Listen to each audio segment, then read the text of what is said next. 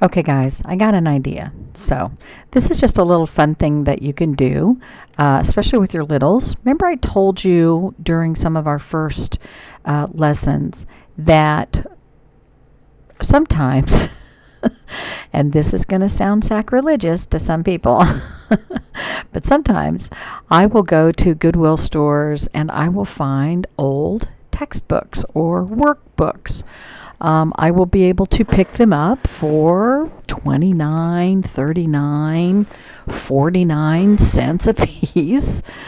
For example, here is a comprehensive workbook. It was brand new at the Goodwill store, and I got it for 99 cents. Okay, now why would I do that? I'm not really using this curriculum, but I will use the innards to help my kids create and make their own fun lap booking projects. Okay, so here's an example of some of that. All right, so here is a page for opposites, right? All right, so I have decided that I'm going to take these 2 pages of opposites. Here's one, and here's one. Do I have more than that? Well, I do have more than that, but we won't use all of those. We'll just use these 2 pages, okay? It's easy, simple enough. And I'm going to pull them out of the book. I know, like I said, it seems sacrilegious to some. But I bought this for like 49 cents or 99 cents, and I'm going to use it and let my kids use it, right, to make a project. All right, so let's decide we're going to do an opposites lap book. Remember I showed you the question answer book, and it was a half fold page. It was like this. This is the half fold book, and when you open it up, you can create a question answer book. All right, so now we're going to make one that is like this, but I think I'm going to make it a little bit smaller because the pictures I want to use are a little bit smaller. Okay, so anyway, so how do I do that? You can also use the matchbook for this.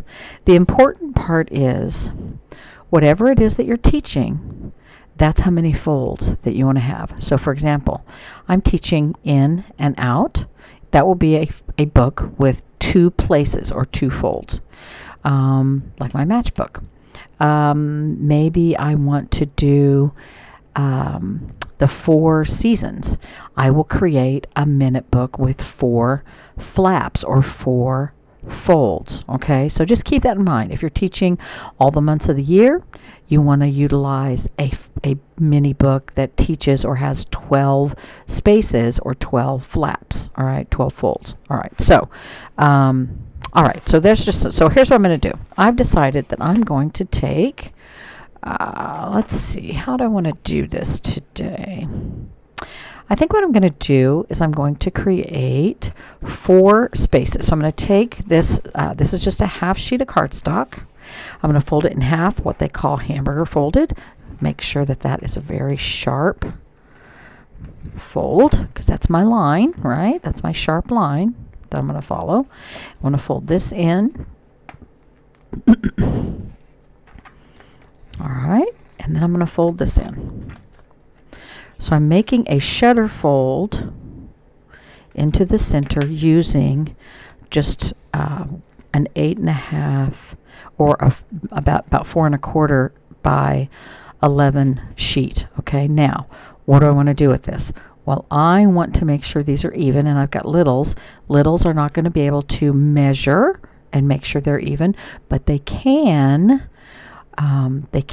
cut along lines if you make the lines with these folds, right? So I'm going to take this and now hot dog fold it from here to here. Okay, hot dog fold it all the way down to the end. Okay, make that sharp. All right, now I want this to have flap and this to be a flap. So I'm going to take my scissors and along this mountain or valley, you can do it anyway. Maybe the valley is easier to see if I hold it this way, like that, okay? So I'm going to cut on the ends, both ends, just to the first fold. Flip it around. Just to the first fold. Cut along that fold. Just to the first fold I ran into right there. Okay. Then I have 1, 2, 3, 4 spaces to create with. All right, so what I'm doing is opposites, okay? So on each one of these pages that I tore out of this primary book, I have some pictures. Now what they wanted you to do in the notebook was just draw a line to match, right? And that's an interesting skill, and that's an okay skill, but we're going to do something different. So I'm going to take my little turtles. My kids are going to do this. I'm not doing this, okay? My kids are doing this. I'm cutting this out.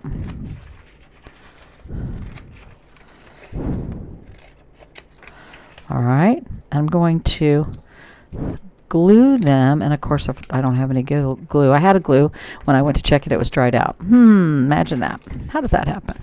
All right. In, and under the flap is the word out. We glue that down. In, out, right? Let's use the glasses. Here's a glass. Now this one is kind of long. I don't know. May not want to use this one because it's kind of big. Empty. Oh, I know how to fix this. Full. Okay, so here's how I'm going to fix this. You see this piece of paper is really too long for this. Okay? Watch. If you take it and fold it like this.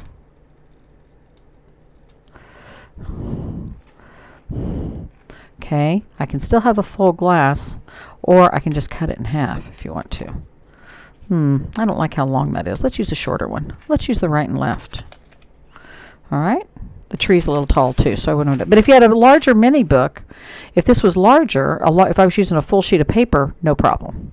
I'm going to use right and left. Again. And here's what else I would do, and I'll tell you. Maybe other people wouldn't do it this way.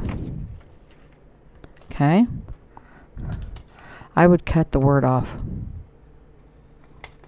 And here's why. Because if I cut the word off, and it depends on the age. It might be that they're too young for this, but like I said, it depends on their age. So here is my left, and here is my right. Correct? All right. So what if I took a piece of lined paper, and again, I told you I use notebooks a lot of times. Let's see if I can find one in here that's close. Yeah, here's one. Should have had it sit next to me. Here's a notebook. I'm not even going to tear this page out because I don't want to lose this piece of paper. I'm just going to take this little section here. And I know you can't see it. That's all right. You can kind of figure out what I'm doing. I cut out a little rectangle with notebook lines on it. See the notebook lines? Here, I'm going to move it that way. See? It's just out of a notebook. If your kids are just now learning to write, they can utilize different kinds of paper. Okay. So what if on the outside I put the left hand. Okay. And I wrote, or the child can write, L-E-F-T.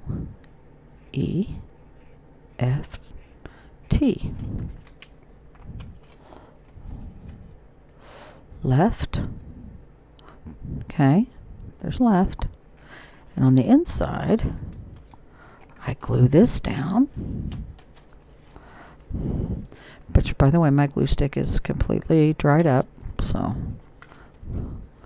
And then here is the right hand. I can't even pick it up. My fingernails are too long. So they can write the word right. Okay, so I should have picked a larger lap book, but do you understand the concept? Okay, so this gives them a flap of discovery here, right? We had in and out, or we had out and in on this flap. This is teaching the concept of opposites. All right, now if you have older kids and you're trying to teach them opposites, they may not want to use these cute little pictures, right? They might want to do something else.